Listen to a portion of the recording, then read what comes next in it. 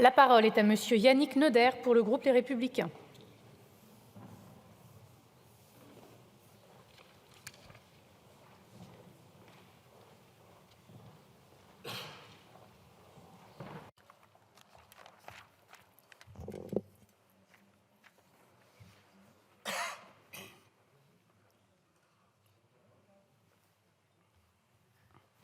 Madame la Présidente, Madame la Première ministre, Mesdames et Messieurs les ministres, mes chers collègues, nous voici donc sans surprise dans cet hémicycle pour examiner une énième motion de censure suite à un énième 49.3 sur le PLFSS 2024.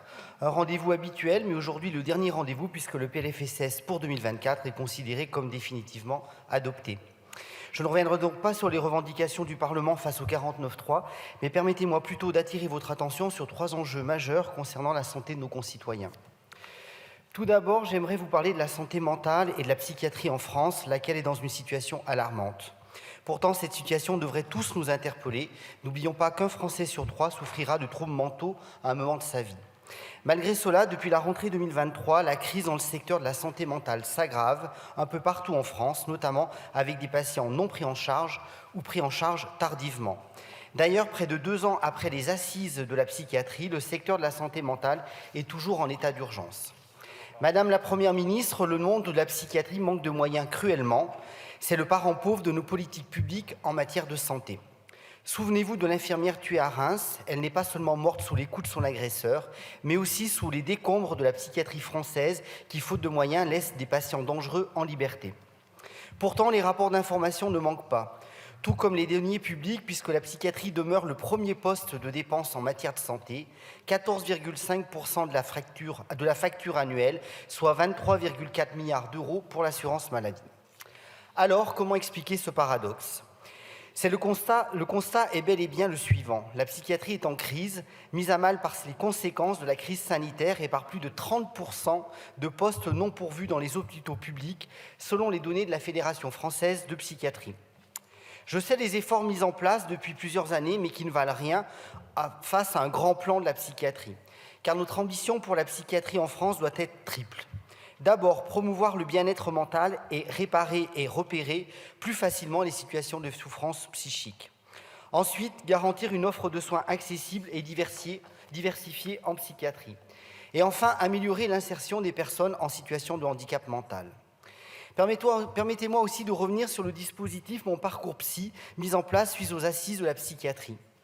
Si le dispositif vise à améliorer l'accès aux soins en santé mentale pour lutter contre les inégalités en santé, il est boycotté par de nombreux psychologues.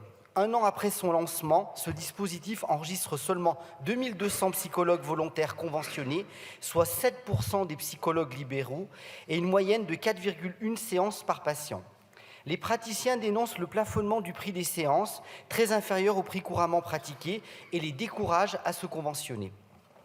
De plus, le nombre de séances remboursées, fixé au nombre de 8, n'est pas toujours suffisant pour assurer le suivi dans son intégralité et tend à créer une rupture de soins pour les patients les plus précaires qui ne pourront pas suivre leurs séances. Il est désormais de votre responsabilité de faire évoluer ce dispositif. Enfin, quand j'entends, Madame la Première ministre, le ministre de l'Intérieur demander une injonction de soins suite à l'attaque de ce week-end, j'espère que nous avons les moyens d'y répondre, mais j'en doute.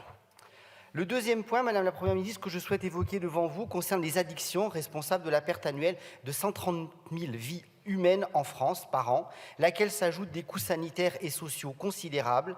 La dépense directe des finances publiques s'élève à plus de 22 milliards d'euros, soit 1% du PIB. Le niveau élevé d'usage de substances à l'âge adulte dans la population française s'explique par un début très précoce dans leur consommation. C'est pourquoi la consommation de drogue, d'alcool et de tabac par les adolescents constitue un problème de santé publique majeur auquel il faut apporter des réponses prioritaires.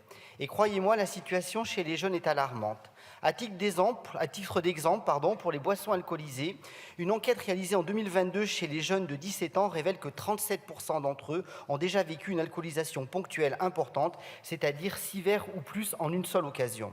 Cette même enquête montre par ailleurs une grande hétérogénéité dans les comportements selon la situation des jeunes.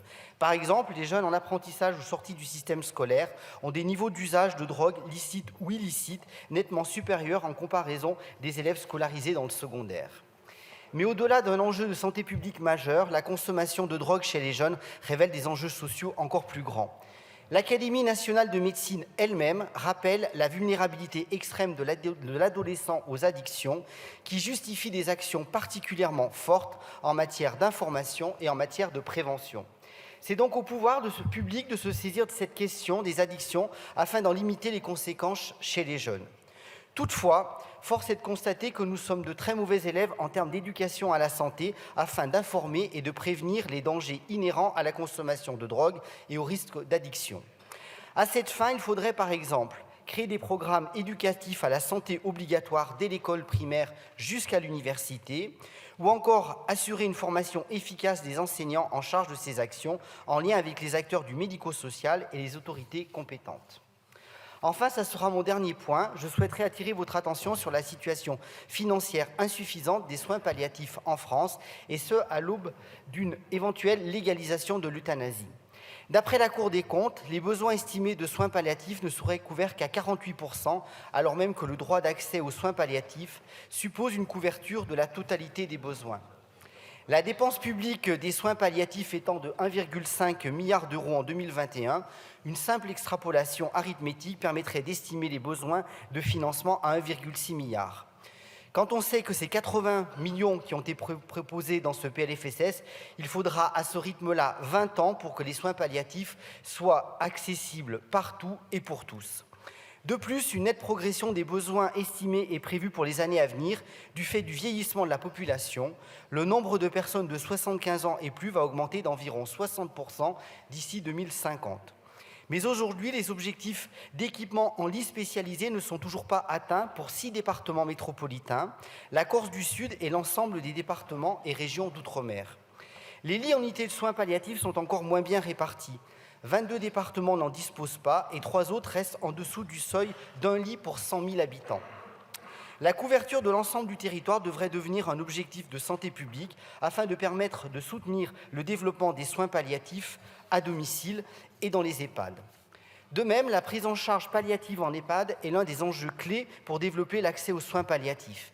Mais le principal obstacle à son développement tient dans l'insuffisante formation des personnels soignants et de l'ensemble du personnel non médical intervenant en EHPAD.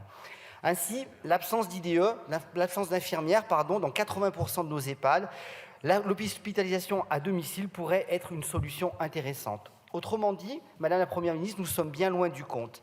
C'est pourquoi les Républicains nous proposeront ce jeudi une résolution visant à rendre effectifs les soins palliatifs en France, parce que c'est un droit fondamental pour nos concitoyens, consacré au sein même du Code de santé publique. Et puisqu'il me reste quelques minutes, j'ai entendu et j'ai surtout pris attention de la dernière discussion générale à cet endroit, concernant les revendications des infirmières. Et je vous ai pas senti convaincu quand je vous ai effectivement annoncé que le premier acte était financé à 100%, le deuxième acte à 50% et le troisième acte gratuit. Je vous confirme, j'ai bien revu, devant votre côté un peu sceptique, j'ai bien revu l'ensemble des syndicats infirmiers et je vous confirme bien qu'il y a bien une dégressivité des tarifs infirmiers, 50% pour le deuxième acte, gratuit le troisième acte. Et si on regarde n'importe quelle profession, et j'ai rien contre les plombiers, les électriciens ou autres qui effectueraient 1, 2 ou 3 actes dans un domicile, personne n'offre le troisième acte. Donc je crois qu'à l'heure où le pouvoir d'achat